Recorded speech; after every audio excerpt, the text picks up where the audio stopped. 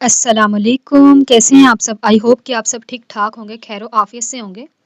आज की इस वीडियो का हमारा टॉपिक है a novel written by Franz Kafka under the name of the metamorphosis. उसका फुल नोवेल एनालिसिस हम देखेंगे, तो without wasting an single minute हम स्टार्ट करते हैं। This novel basically was published in 1915 when Franz Kafka was 32 years old और इन्होंने very short period of time यानी 3 वीक्स के अंदर इस वर्क को अपने को कंप्लीट किया था। हम इसके अगर एनालिसिस को देखें तो सबसे पहले हमारे पास आता है title significance. Just like for whom the bell tolls written by Ernest Miller Hemingway. इस नॉवल के भी अगर आप टाइटल को समझ लो अच्छे से तो सारे ही क्वेश्चन टाइटल में कवर हो जाते हैं, ठीक है ना। कुछ बहुत कम ऐसे नॉवेल्स होते हैं कि जिसका जो टाइटल होता है वो राइटर ने इतना ऑथेंटिक दिया होता है कि उस टाइटल ऑफ द नॉवल या उस लिटरेरी पीस के अंदर यानी title of the literary genre या लिटरेरी पीस के अंदर ही उसके जो सारा क्वेश्चंस हैं सारे कॉन्सेप्ट्स क्लियर हो जाते हैं। तो सबसे पहले अगर हम इसका टाइटल देख लें तो हमारे सारे ही क्वेश्चन क्लियर हो जाएंगे। तो हम स्टार्ट करते हैं टाइटल से। द टर्म मेटामॉर्फोसिस का मतलब होता है ट्रांसफॉर्मेशन, चेंज या किसी एक चीज़ का किसी एक शेप का किसी दूसरी शेप में कन्वर्ट हो जाना।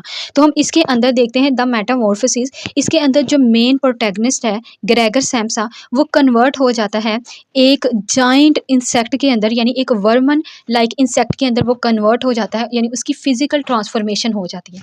ये जो टाइटल है इसके हमारे पास दो मीनिंग है, यानी एक लिटरल और दूसरा डीपर। अगर हम लिटरल या सरफेस मीनिंग की बात करें तो हमारे पास ये ट्रांसफॉर्मेशन को शो करता है, क्योंकि इस नॉवल के अंदर सारे ही कैरेक्टर फिजिकली तौर पे ट्रांसफॉर्म हो रहे हैं। पहले ग्रेगर सैम का साथ जैसे कि वो सुबह उठता है और वो अपने आप को चेंज पाता है इनटू ट्रांसफॉर्म हो चुका होता है एक वर्मिन लाइक इंसेक्ट के अंदर।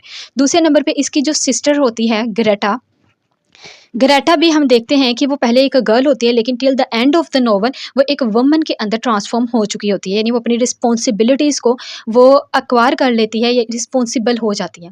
फिर इसके जो फादर हैं वो अनएम्प्लॉयड पर्सन से एक एम्प्लॉयड पर्सन बन चुके हैं, ठीक है, एक ऑफिस के अंदर वो बाकायदा काम करना शुरू कर देते हैं। इस तरह हमें ये देखने को मिलती है फिजिकल ट्रांसफॉर्मेशन। फिर हम देखते हैं इसका डीपर मीनिंग, जिसके मल्टीपल डीपर मीनिंग्स हैं इसके। सबसे पहले अगर ट्रांसफॉर्मेशन एक फिजिकल हो रही है तो दूसरे नंबर पे इमोशनल ट्रांसफॉर्मेशन भी हो रही हैं, लोगों के बिहेवियर्स चेंज भी हो रहे हैं। अगर हम देखें तो इमोशनल ट्रांसफॉर्मेशन इस तरह कि जो ग्रेगर सैम्सा हैं वो फिजिकली तौर पे तो एक वर्मिन बन चुके हैं, लेकिन उनके जो इमोशंस हैं उनकी वो फीलिंग्स हैं वो लाइक ह्यूमन बीइंग ही है। वो ह्यूमन बीइंग की तरह सोचते हैं, वो ह्यूमन बीइंग ही की तरह करते हैं, यानी अपनी फीलिंग्स रखते हैं। लेकिन इसके साथ अगर हम इमोशनल ट्रांसफॉर्मेशन देखें तो इनकी फैमिली की वो इमोशनल ट्रांसफॉर्म हो चुके हैं like the transform of an insect, कि एक इंसेक्ट की तरह एक एनिमल की तरह वो डिह्यूमनाइज्ड हो चुके हैं, यानी वो एक ऐसी फीलिंग्स रखते हैं कि कोई भी उनके अंदर इमोशंस नहीं है। यानी जो ग्रेगर सैम्सा की जो फैमिली है फर्स्टली तो वो शॉक्ड होती है इसको देखने के बाद, लेकिन आहिस्ता आहिस्ता वो इनकी तरफ अटेंशन देना कम हो जाती है।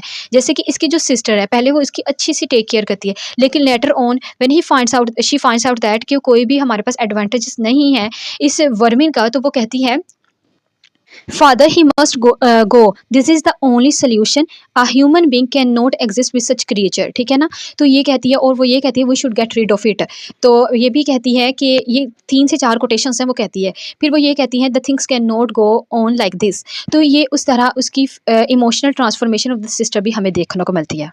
नेक्स्ट ये जो टाइटल है शो करता है एब्सर्डिज्म को, जो फिलोसफी थी जिसके अंदर ह्यूमन की एब्सर्ड एग्जिस्टेंस को बात की जाती है। अब हम देखते हैं कि इससे बढ़ के क्या एब्सर्ड हो सकता है कि इंसान एक सुबह सुबह उठे और एक वर्मन की तरह हो जाए। ये एक एब्सर्ड सिचुएशन को हाईलाइट किया गया है जिसका कोई भी मीनिंग नहीं है, कोई भी लॉजिक या रीज़न नहीं है। इवन कि इनकी फैमिली मेम्बर्स वो भी कोई क्वेश्चन इस पे नहीं करते कि क्यों ये चेंज हुआ, इसको किस तरीके से अपनी रियल फॉर्म में लाया जाए, ऐसा कोई बात नहीं होती, वो एज इट इज़ एक्सेप्ट कर लेते हैं। तो ये होती है हमारे पास एब्सर्डिटी को हाईलाइट किया गया है राइटर ने।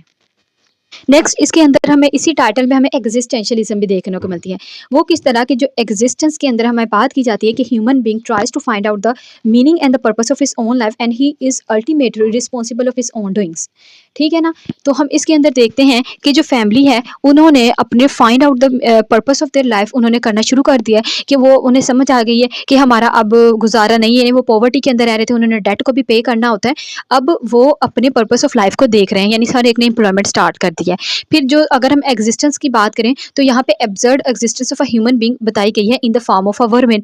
तो वो उसकी एग्जिस्ट क्या कर रहा है कि उसकी जो एग्जिस्टेंस है वो एक एब्सर्ड सी एग्जिस्टेंस को वो हाईलाइट किया गया है। इसके अलावा एग्जिस्टेंशियलिज्म के अंदर एलियनेशन और आइसोलेशन के थीम बहुत प्रोमिनेंट होते हैं। इसी तरह हम इसमें देखते हैं कि जो ग्रेगर सैम्पसन है वो सोशल आइसोलेटेड हो जाता है after seeing the worst situation of his family, कि इसकी जो फादर है वो इससे गुस्सा करते हैं, ठीक है, फादर इस पे गुस्सा शो करते हैं, अपनी फ्रस्ट्रेशन इसकी सिस्टर शो करती है, इसके फादर इस पे एप्पल फेंकते हैं, ठीक है, यहाँ पे थीम ऑफ एंगर भी आ जाता है। और एलियनेशन इसलिए वो अपने आप को आइसोलेट कर लेता है, अपनी फैमिली के सामने नहीं जाता। और इसी तरह ये सोशल आइसोलेशन हो गया। एलियनेशन की बात करें तो ये एलियनेट हो जाता है, यानी एक बंद कमरे में है कि एक डोर के आउटसाइड से इसे बात की जाती है, वहीं से इस पे खाना फेंका जाता है, कोई इससे बात नहीं करता। तो इस तरह एलियनेशन के थीम भी हमें इसमें देखने को मिलते हैं, जो एग्जिस्टेंशियलिज्म का एक इंपॉर्टेंट फैक्टर होता है। इसी के साथ हमें नेचर ऑफ आइडेंटिटी के कॉन्सेप्ट भी देखने को मिलते हैं टाइटल में भी। ही के जो राइटर जो मेन कैरेक्टर है वो बेसिकली उसकी आइडेंटिटी टोटली चेंज हो जाती है। वो जो राइटर लिखते हैं कि इसके पास एक अच्छा फेस भी नहीं है, एक इसके अलावा इसकी जो लैंग्वेज है वो भी एक वर्मिंग की लैंग्वेज बन जाती है कि इसके जो फैमिली मेम्बर वो उनकी इसकी लैंग्वेज को समझ नहीं सकते। तो किस तरह एक लैंग्वेज, इसकी बॉडी शेप, इसका फेस, इसकी आइडेंटिटी के कंस्ट्रक्शन के लिए ज़रूरी होता है, जो चेंज हो चुका होता है, इसलिए इसकी जो आइडेंटिटी है वो भी चेंज हो जाती है। यहाँ पे हम देखते हैं जो मेन जो मेटामॉर्फोसिस हुआ है वो ग्रेगर सैम्सा का मेन यानी हुआ है फिजिकली तौर पे। तो उस जो हाईलाइट करती है autobiographical aspect with Franz Kafka, हम देखते हैं कि ये एलियनेट हो गया है। और जबकि फ्रांज काफ्का की अगर हम लाइफ को देखें तो वो भी एलियनेशन उन्होंने फेस की थी, सोशल आइसोलेशन इन्होंने फेस की थी। अब इसी के टाइटल में हमें काफ्का की टेक्निक भी देखने को मिलती है। अब जो काफ्का की technique, I have discuss this technique in my previous lecture, कि जो काफ्का एस्क में होता है